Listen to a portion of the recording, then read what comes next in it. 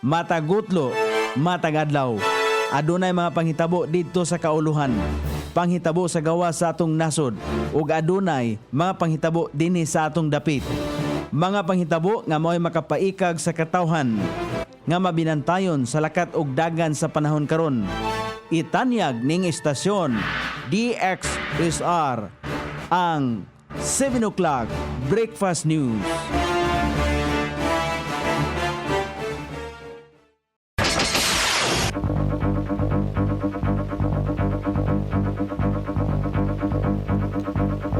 Higala, kumusta? May buntag Iligan, may buntag Mindanao, may buntag Pilipinas. Adlaw nga Huwebes karon, pitsa 8 ni buwan sa Agosto ning tuiga 2024. Sangan sa ato station manager Pastor Robin Sulapas, kini ang inyong KSR Kabisaya Nonay B. Ang muhatod sa hanay sa balita sa alas 7. Og karon sa uluhang tudling sa ato mga balita, suspects pagpamaligya og droga dakpan sa bypass operasyon. Headquarters sa Campintoy, Ayohon. Sa kauluhan, Food and Drug Administration nagpahimangno batok sa gipamaligya nga health products nga unang naundod sa tubig baha.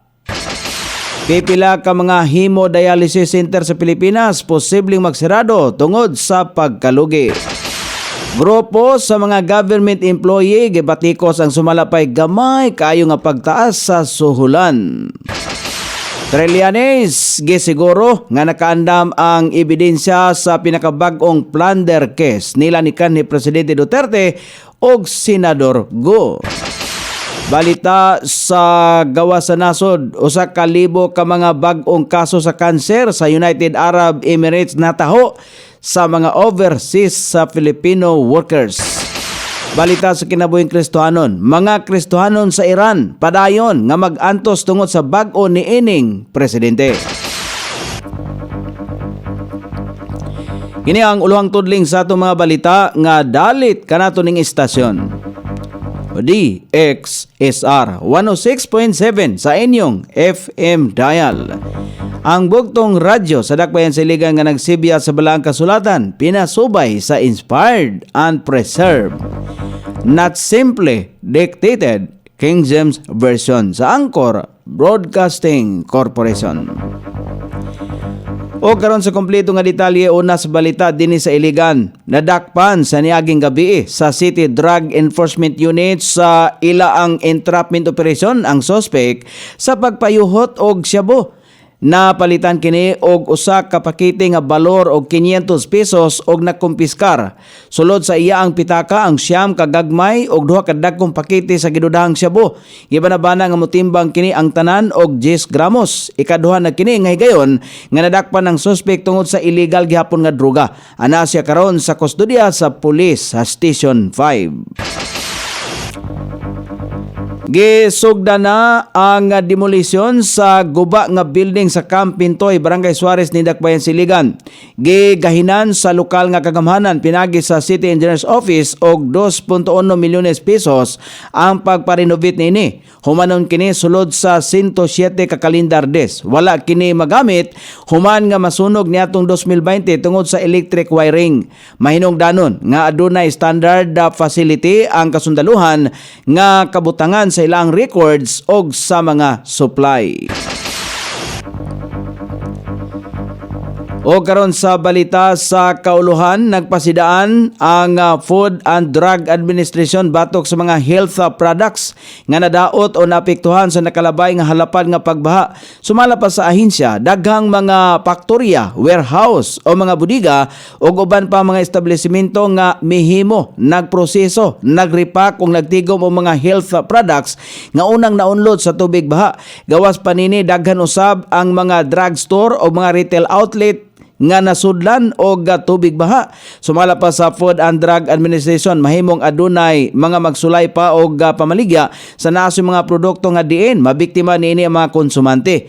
Tungod niini gipamugos sa ahensya nga ang exposure sa produkto sa tubig baha ang mamahimong hinungdan aron makompromiso ang kalidad, kalawasan og pagkahimsog kon pagkahimong epektibo sa nasoing mga tambal. Tungod niini gipahimangnuan sa Food and Drug Administration ang mga nasoing establishmento nga dili na ipamaligya ang maong mga produkto tungod kay sigurado gayod nga makompromiso lamang ang panglawas sa mga konsumidor ang mga produkto nga naunang na-expose sa tubig, baha, sumala pa sa ahensya ang dili na kini angay ipamaligya gumikan hulga kini sa panglawas sa katawan. Giawagan sa Private Hospital Association of the Philippines Incorporated kon FAPI ang Philippine Health Insurance Corporation PhilHealth nga patasan pa ang coverage nini alang sa hemodialysis. Sumala ba kang PAPI President Dr. Jose Rene De Grano angay nga himuon sa PhilHealth ang 5,500 pesos nga per treatment ang hemodialysis benefit package gikan sa kasamtangang 4,000 pesos. Sumala pa niya kinahanglan ng adunay uminto sa nasing package tungod kay daghang mga pribadong hospital o mga hemodialysis center sa tibok nasod ang nakatagamtam og pagkalugi. Ang naasoing pagkalugi ang mokabat na sa 300 ngadto sa 1,000 kada treatment session. Kung dili kini himuan og dalakang sa PhilHealth, posible nga magsirado usab o hinahinay nga muundang ang daghang mga hemodialysis center sa nasod. Dugang pa ni Dr. De Grano, loyo nga masinatian ang padayon nga pagkalugi mahimong mas pilion na lamang niini nga ihunong ang ilahang operasyon. Niatong 2023 giaprobahan sa PhilHealth ang mas daghang coverage alang sa mga hemodialysis patients gikan sa kanhi 90 ka sesyon kada tuig og himo na kining 156 ka sesyon. Niadtong nakalabay nga Hunyo, gipatasan na usab sa ahensya ang benefit package rate sa kanhi 2,600 pesos kada treatment o gihimong 4,000 pesos.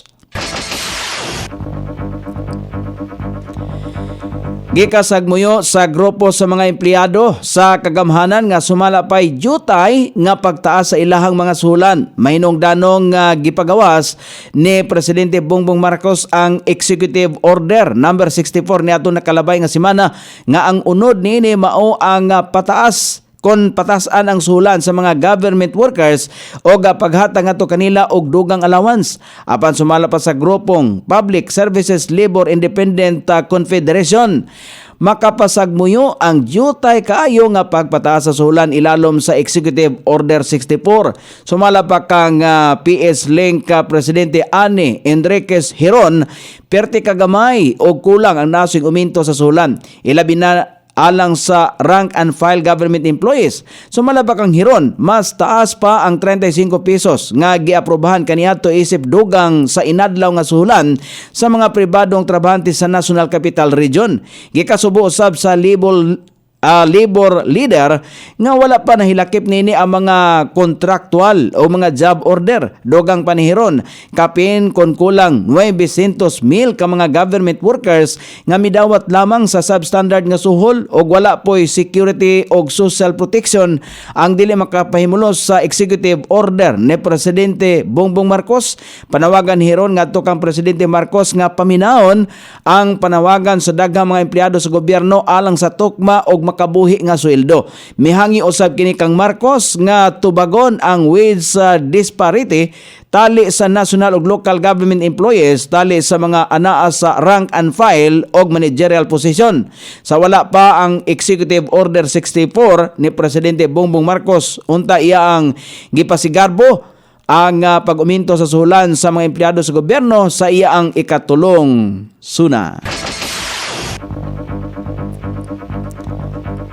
Sa katapusang bahin sa balita sa kauluhan, gisiguro ni kanhi Senador Antonio Trillanes IV nga aduna siya igo nga mga impormasyon ug ebidensya sa gipasaka niyang kaso batok nila ni kanhi Presidente Rodrigo Duterte ug Senador Christopher Bongo.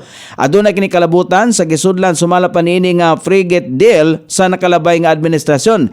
Personal nga niadto kagahapon Miyerkules sa Department of Justice si Trillanes ug dala ang mga nagtipon og mga dokumento reklamong plunder batok ang kanhi Presidente Duterte ug Senador Bongo ug uban pang opisyal sa kanhi administrasyon ang iyang gipasaka. Kauban usab sa mga gipasakahan mao sila si kanhi Defense Undersecretary Raimundo Elefante, kanhi Budget Undersecretary Lloyd Christopher Lau ug kanhi Philippine Navy Chief Admiral Robert Impedrad. Nagsugod sumala pa kini sa 16 bilyones pesos nga Philippine Navy Frigate Acquisition Project nga gisudlang kasabutan sa duruha bisan adunay laing rekomendasyon ang mga nagdumalang opisyal. Nagtuo si Trillanes nga adunay mga anomalya sa pagpatuman sa nasong proyekto. Luyon nining tanan, nagpasaka usab og kaso si Trillanes niadtong Hulyo 5 tungod sa paggamit nila ni Duterte og Go sa ilahang gahom og posisyon aron makakuha og bilyones pesos nga kantidad sa government project nga pabor sa ilahang tagsa-tagsa ka mga pamilya. O karon sa balita sa gawas sa nasod, nakataho ang United Arab Emirates og usa ka libog usa ka gatos ka mga bag-ong kaso sa kanser. Diin kining tanang mga pasyente gikan sa hanay sa mga overseas sa Filipino workers. Sumala pa sa taho 250 sa naasoy mga kaso na diagnose nga adunay breast cancer. Dugang pa ang breast cancer ang pinakadaghang kaso sa mga OFW. Gisundan kini sa cervical cancer, colon og lung cancer. Apan sumala pa sa mga eksperto sa United Arab Emirates adunay daghang support program ang gobyerno alang sa mga overseas sa Filipino workers nga madiagnose og cancer, diin makatabang kini aron maulian sa ilahang mga balatian. O karon sa balita sa kinabuhing Kristohanon, bisan pa man nga gikalipay sa ubang mga Kristohanon ang bag-ong presidente, adunay dakong posibilidad nga mag-antos gyapon tungod sa pakig-alyansa niini ni Ali Camini. Ang naasoing presidente nanumpa nga hatagan niya og dakong pagtagad ang katungod sa kababahinan og minority. Apil na niini ang mga Kristohanon. Apan si bisan kinsa nga makik-alyansa ni Camini, mamahimo usab nga sumusunod sa gusto niini. Tungod niini, gipasidan-an sa International Christian Concern nga magmaigmaton ang mga kalihukan kon maigmaton ang mga Kristohanon sa mga kalihukan sa bag-ong presidente sa nasod sa Iran. O karon sa kahimtang sa pagbanabana sa dagan sa panahon, ang hanging habagat padayon makapiktar sa Luzon, Visayas ug ang Ilocos Region, Zambales, Bataan, Cordillera Administrative Region, Cagayan Valley ug ang ubang bahin sa Central Luzon. Ang makatagamtam madag-umon nga kalangitan inubanan sa katag-katag nga mga pagulan kini epekto sa hanging habagat. Samtang ang Mindanao ug ang ubang bahin sa nasod nga Pilipinon makasinati gihapon o madag-umon nga kalangitan inubanan sa patak-patak nga mga pagulan epekto sa localized thunderstorm. Sukod sa temperatura dinhi sa Dakbayan Siligan ang kabugnaon na nasa 25 ug ang kainiton mosangko sa 32 degrees centigrado. Ang adlaw misilang kagania sa alas 5:41 ug mosawop unya sa alas 6:22 sa sayong takna sa kagabhion. Inyong nabati ang kinatibuk ang hanay sa balita sa alas 7 nga dalit kanato ning istasyon DXSR 106.7 sa inyong FM dial.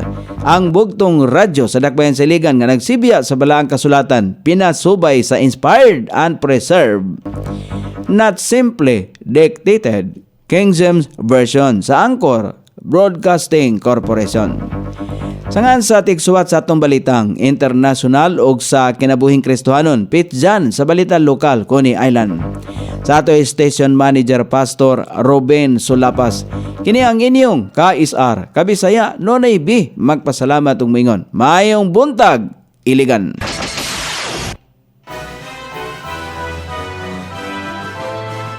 Inyong nabati ang 7 o'clock breakfast news hangtod na usab og mga adlaw sa samang takna o sa samang istasyon. Daghang salamat sa iyong pagpaminaw ug maayong buntag.